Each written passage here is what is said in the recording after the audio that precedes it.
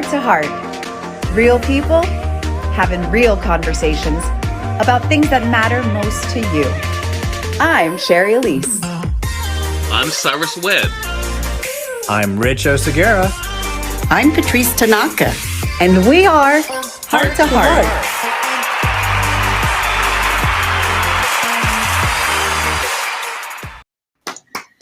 Hello, hello, hello. Welcome to Heart to Heart. We are so excited to have you here. If you are watching with us, say hello in the comments. We want you to know that what you say matters. So join in the conversation. Heart to Heart is a talk show where you get to choose the topic.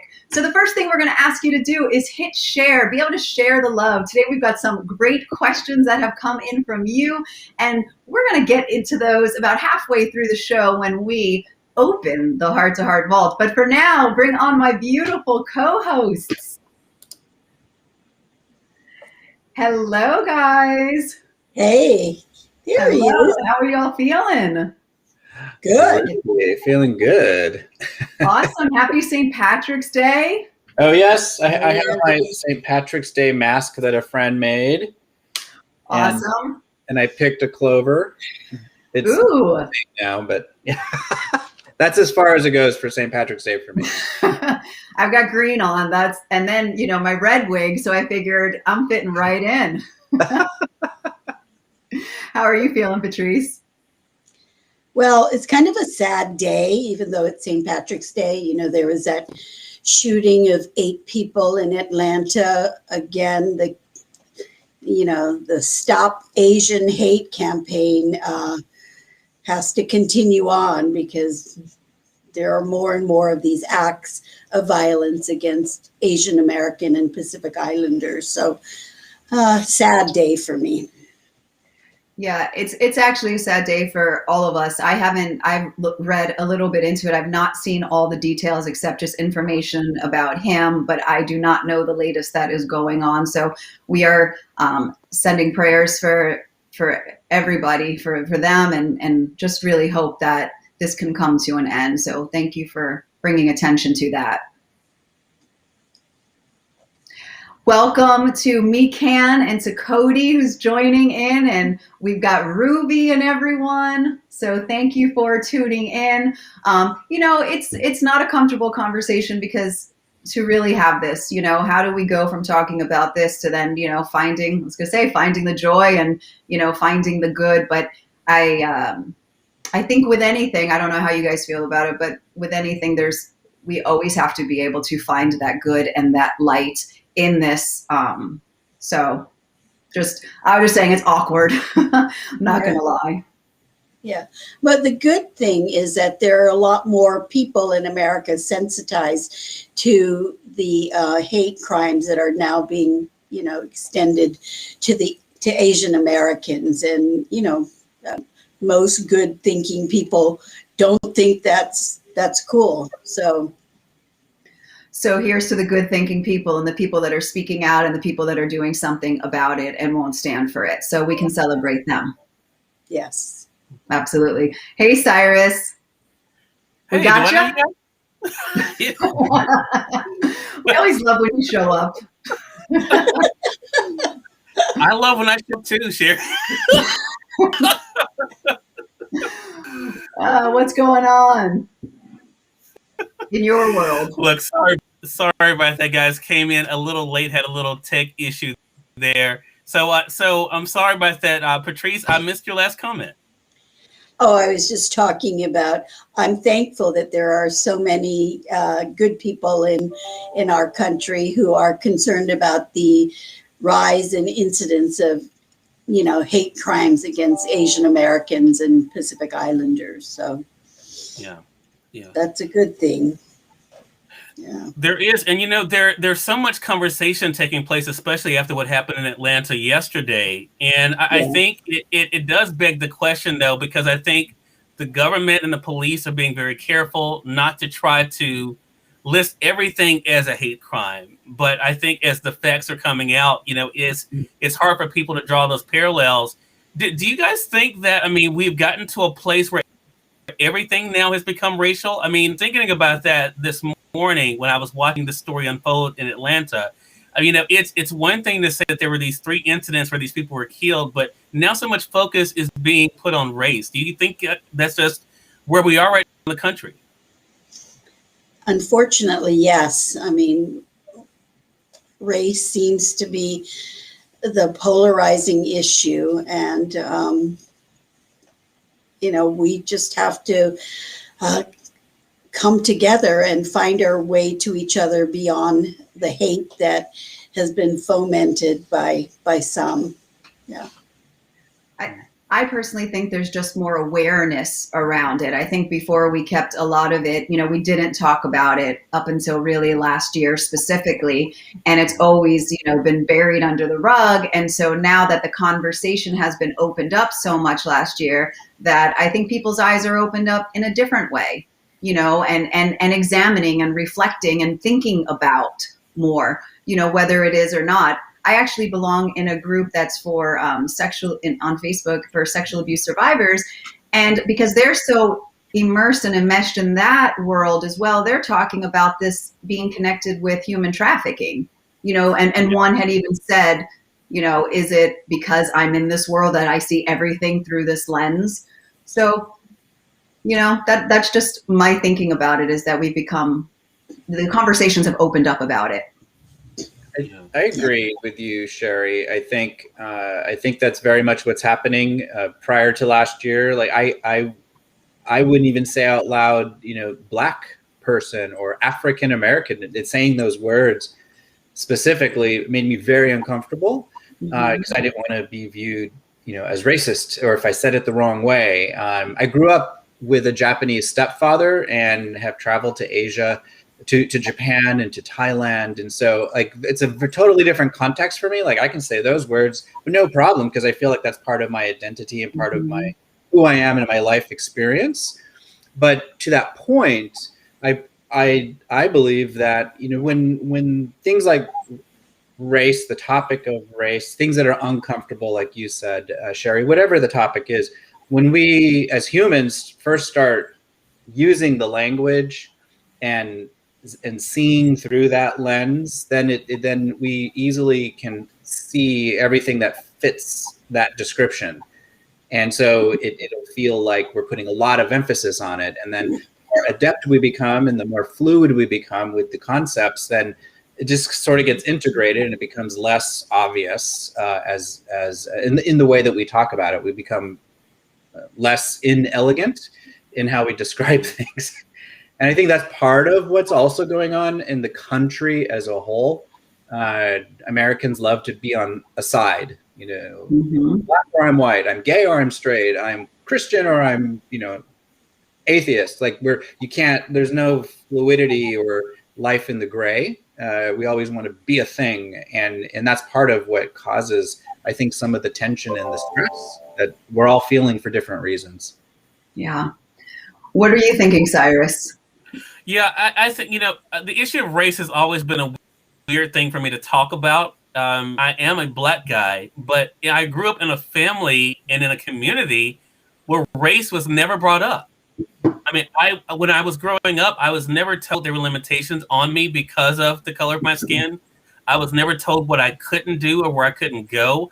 I wasn't even told to be afraid of the police or to act a certain way. Right? So all of this is all very new to me, even as a 45-year-old, to see how things are becoming so, you have to be careful about this. If you go here, don't dress this way. Or if the police come, I've never experienced those things. So it's really sad to me that as we become more advanced, we've also kind of gone backwards in some weird ways that I think make younger people very confused as to, where exactly are we? Are we actually getting better as a country, or are we reverting back to the ways that did not make us great? Cyrus, what utopia did you grow up in? And no, that's seriously. I grew up in Mississippi, and that's right. What I'm saying. It's so strange to me because, again, I was born in 1975. Honestly, my parents never had the talk with me about, the color of my skin. My brother has always dated outside of his race. It never was an issue. And I think it's just really, so as I see now in 2021 that there's such fear among even my nephew who's 13. I see the way he acts when he sees a police car. I didn't grow up feeling that way, so I feel no angst or suspicion, or so it's very strange to me. But I mean, I'm very aware of it becoming more of a thing, and especially like when things happen, like in Atlanta. The fact that race becomes the big thing to me is so sad. Instead of, these are people's lives, regardless of what race they are, or whether men or women. I mean, these are people's lives that were taken, and I think getting justice for them should be the most important thing. And I hate that it has become that this person may have done this for a reason that may prove that maybe didn't. But I think having the conversation around it is important, because I think one of the reasons why we've gotten to where we are is because we aren't having the conversations around it. So as you said, whether it's proved to be that or not, I think it's important to still talk about it and to bring it up, because to be totally honest, when and this is narrow-minded thinking for myself. When I think of the word racism, I always think black and white, and to be totally honest, like that's always my first line of thinking. And so to have this attention brought to this, with Pacific Islanders, Asian Americans, all of that, like that was like, oh yeah, there's hate there too. So I think it's important, and I know all of you are saying it's important to have this conversation, but Yeah, no, I hear what you're saying, Sherry. I mean, I grew up in Hawaii where Asians were in a majority. So growing up in a majority, you never think about your ethnicity, or at least I had the luxury of not having to think about it as any kind of an obstacle or an advantage. And even when I moved to New York City, where clearly I was in a minority, I didn't come from that mindset. So it really, wasn't part of my everyday identity. However, this past year, with George Floyd and everything that has, happened, since then, there is a much more heightened awareness of,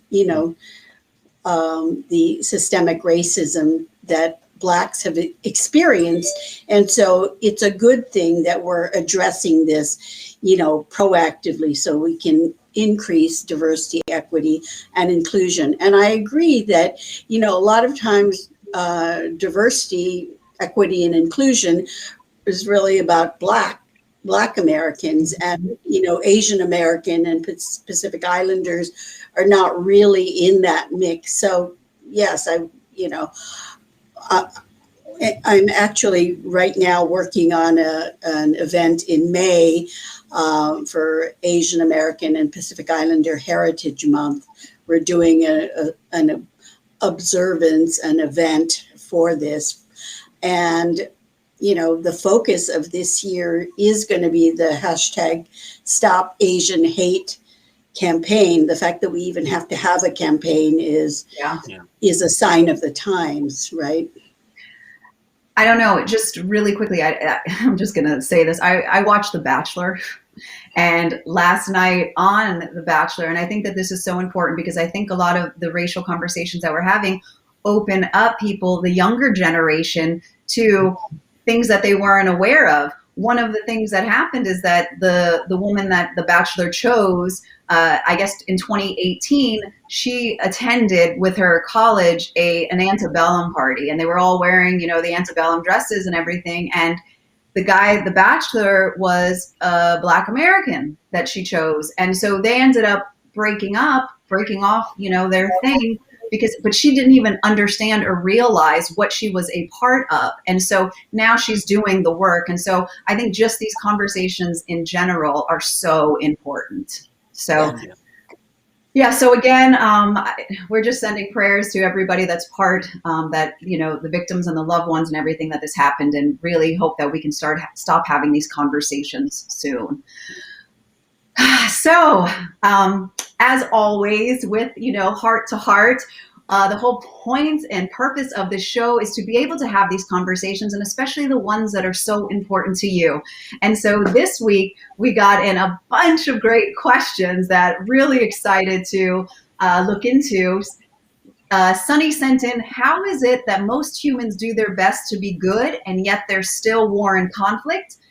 Diva sent in, what does it mean to live a minimal life and how do you do it? And Amy sent in, when do you stop listening to gurus and make your own way forward? So what does that mean? It means that it is time for the best part of the show, which is where we open the heart-to-heart vault. So show us.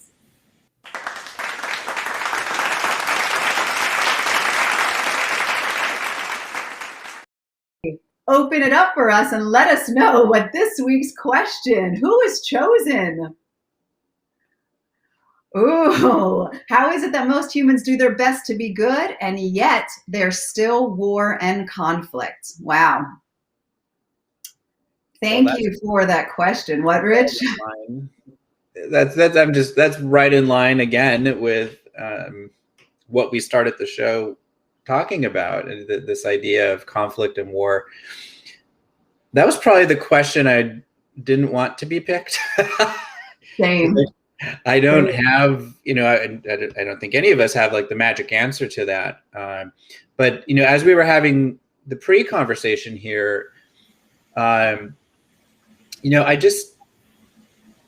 think part of what we are experiencing, and it's by no means new. If you study history, basically history is nothing but recorded history, at least, is all about wars and conflicts and people against people.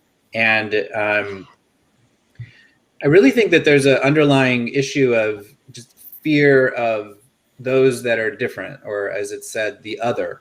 And I think that comes from a lack of exposure and a lack of education.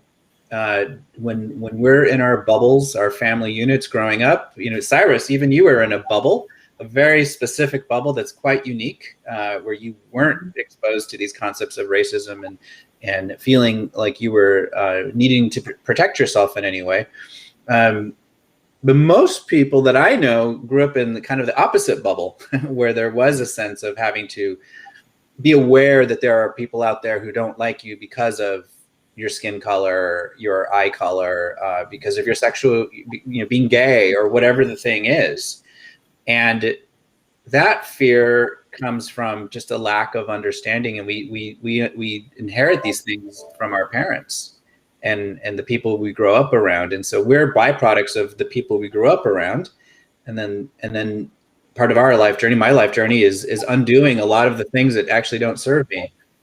And if we don't do that kind of work to see, like, what do I really think, what really matters to me, and learn to embrace other people beyond the external appearances, then we end up in that thing of, you're bad, I'm good, you're wrong, I'm right, and so I need to hurt you. And we see that play out in interpersonal relationships, all the way up to governments. And that's really what nationalism at its core is. We're better than you. Make America great again. Every American president has had their version of why we're better than everyone else in the world. And those ideas influence us and set us apart. So I think there's elements of that about why there's still war and bad things happening, like what happened in Atlanta, because we view others as less than and not good enough, or somehow wrong and bad, and therefore I must hurt or kill you. Yeah, that's it's heavy. Like, I feel very heavy right now. I'm not I'm not gonna lie. When I saw this question, before we knew what it was, and I think about, when we're all just trying to be good, what came to me instinctually was, first, what is our idea of good? And good often, to me, as someone, as you guys know, that, has experienced trauma and helps people who have, good to me often means safe. So I want to protect what it is that I have. And so we believe that the ways that we're showing up in the world and who we are and what our beliefs are, they are the right ones, because these are, as you said, Rich, what we've been raised, what we've been taught. And when we can label and make things binary, like good and bad, it makes things for us seem like so much clearer. And so if I show up with the things that are good for me, then you're obviously bad. So everyone has their own version of good, is what I'm trying to say. Everyone thinks that they're right. Everybody feels that their beliefs are right. That's why they've become our beliefs. And so when everyone's busy fighting for what they think is right, there's none of us that are the same. So if everyone's fighting for what there's right, there's going to be war and there's going to be conflict. It's the same in a relationship, like you said. When we think about our relationships, you know, me and my fiance, you know, I definitely think I'm right. That's why I go towards the end. I fight, and I think that I have not just the right, but the good way of thinking. And so I guess the challenge is if we all think that we're doing the right thing and being good, then how do we find that middle ground, right? Like, is it just, holding space for the other people? But I just feel like we're all just fighting for ourselves and our safety. I don't know. Any thoughts on that, Patrice, on this question or any? Yeah, I guess I look at it more from fear. Fear Mm-hmm. always causes people to act out, usually, their lower instincts. And even war and conflicts on that level, it always seems to come back to the dysfunction of the human, the individual that's actually leading the charge into war. And why is it that person needs to do that? To show the world, to show his father, that he's a winner, that he's a conqueror, that he can, be the last man standing. So I guess I look at it as more fear than, people being good or bad. It's just people being fearful and coming from fear, or, less fearful and coming more from love. And I think we just need more love and compassion in the world. And this idea of like people doing their best to be good, I just even the way that was worded, like we're all just doing our best. Like I always think about that. We are all just doing our best. But when you think about wars and everything, people feel like they're fighting for, again, the right thing, the good thing. They're fighting for their religion. They're fighting against something that they see as bad. And so everyone's just standing in that, they're standing in their rightness, their beliefs. Well, I'll bring I guess more of a metaphysical aspect to this conversation. So, energetically speaking, for those who understand or know about chakras, the 7 primary chakras, energy centers in the body, the first chakra is called your root chakra. And that is the fight or flight space. That's where this idea of bad and good is rooted, literally. And this is where we are very concerned as an energy level, a lower energy, not that that's a bad, it's just lower in contrast to higher energy level frequencies. That lower energy, when we're out of balance there, we will feel like we have to fight to survive. It's all about the survival instinct. And so if you apply that to humanity, people are going to be all in different spaces in their own evolution. And if you apply it to countries, you can really see this play out, where the older a country is, they're all in different places energetically regarding this concept. In America, the United States specifically, is comparatively a younger country, and very much rooted still in that lower chakra energy of establishing itself, fighting to be right, fighting to be best. And as people, elevate over time, you lose that sense. It's no longer necessary because you're confident in yourself. You know who you are, and you're more in tune with the higher energies, your higher power. You're not in that space of fear ongoingly. So there's that aspect of it as well. Just wanted to drop that concept in. What, Cyrus, do you have any thoughts on this? What Rich said, I mean, it brings up an interesting point, because I think, and it's something, now this is something I have wrestled with. This is an issue. We look at, as Rich was talking about the United States of America, even our name has become an oxymoron in many ways, because we are forget about fighting other countries. Yes. It's about us fighting ourselves. And I think it's become such a fundamental thing. I think because we're not good. I mean, that the truth of the matter, we're not good ourselves. And so it makes it more difficult when we're trying then to make someone else the other, or someone else the enemy. So I think that's why, going back to what Rich, even what you said last week, that's why the self-work is so important, because we've gotten to such a dysfunctional place internally that we can't be of any good really to anyone else until we fix it. Yeah.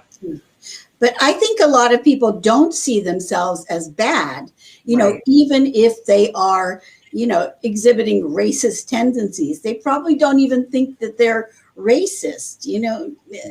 It's an odd thing, but And Well- and then again, but what about this idea? I keep going back to trying to be good, and maybe it's just the way that it's worded. It's almost as if it's not coming from a space of like who we really are, which I feel at our heart and our core are good people, but more of this idea of like, how do I show up good in the world and do the right thing from a space of needing from other people, like something, as opposed to like sitting there in, I know what I'm trying to say, but like, as opposed to like a neediness, like see me as a good person, Well, the person who asked that question, I believe, is Sunny, Uh-huh. who is a friend of mine. She's one of the most spiritually enlightened people I know. Yeah. She wasn't asking that question from her personal point of view, but more as a, like, let's talk about this because it needs to be talked about. I'm making that up because I know her, but she's also studying. She's in school to become a minister right now. And I think this idea, since we have talked in different ways in this conversation. If for those who, just about any religious system is going to tell you that inherently we are a part of God or the universe or whatever you call it, and that fundamentally that is good, right? And therefore we don't have to try to be good. We are good, yeah, by definition that way. But we all know that there is then evil in the world, and there are people who do evil things, like for whatever the reasons were, whatever the motivations. The man or people, I only heard about one so far who was apprehended in Atlanta, right? That we see evil acts taking place. And I even heard recently someone saying she used to believe that all people are good, even if they did evil things. And she has since changed her mind because so many people, especially people who have suffered trauma, Sherry, like what you were talking about in your life, really have pushed back about that. Nope, there are some evil people in the world. They just are. And so I think that's also part of this conversation is how do is that part of why bad things happen in the world? Because there are just some people who that's who they are in this lifetime, and this is how they showed up. I don't have an answer for that, but it opens a lot of questions, this idea of being good or trying to be good. And that's what I was going to say. I think that this question is, it has a lot of different angles, and it's a big one. And we so appreciate you, Sunny, for sending in that question. And again, I think that just goes back to, you know, how do we define good and how can we hold compassion? And as Tracy, our awesome producer, said, you know, there's a lack of compassion. She thinks it's a desire to be good even when we're not our best. And I think we all have that desire. So how can we accept ourselves and one another in all this? And I think that's where war and conflict can lessen. So I want to thank you all so much for being a part of today with us here at Heart to Heart. Don't forget to send in your questions to hearttohearttalkshow@gmail.com, and yours might be chosen to be in the vault and that week's topic. So thank you, Patrice. Thank you, Cyrus and Rich. We will see you next week on Heart to Heart. Don't forget to take care of your heart and one another's. Bye, everyone. Bye. Bye.